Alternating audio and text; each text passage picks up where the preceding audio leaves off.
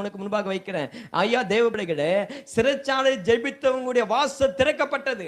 சிறைச்சாலையில் ஜெபித்தார்கள் தேவ பிள்ளைகளே, அவங்க போய் திறக்கல. ஆனா நான் உங்களுக்கு ஒரு காரியத்தை சொல்றேன். போராட்டத்தின் மத்தியில ஜெபிக்கிற போது, எது அகப்பட்ட நிலைமையில உட்கார்ந்து ஜெபிக்கிற போது, உங்களுக்காக ஒரு திறக்குவதற்கு ஒருத்தர் வருகிறார். உங்க வாசலை திறந்து உங்களை சிறந்த வாசலில கொண்டு போய் நிற்பதற்கு ஒருத்தர் வருகிறார். அவர் தான் நம்ம ஆண்டவராகிய இயேசு. அவர் சொல்றாரு, இதோ திறந்த வாசலை உனக்கு முன்பாக வைக்கிறேன். ஒரு ஆமென் சொல்வீங்களா? ஆமென், ஹல்லேலூயா. இப்ப நல்லா புரிஞ்சுங்க, பவுலும் சிலாவும் உள்ள ஜெபிக்கிறாங்க. அதுக்கு தான் பாருங்க சிறைச்சாலை மாதிரி இது ரெடி பண்ணி இருக்கிறோம். உள்ள உட்கார்ந்து பவுலும் சிலாவும் ஜெபிக்கிறாங்க. ஆனா இவங்க ஏந்து என்ன பண்ணல? பூட்டை உடைக்கல. இவங்க ஏந்து கதவை திறக்கல. ஆனா நடந்தது என்ன தெரியுமா தேவ பிள்ளைகளே?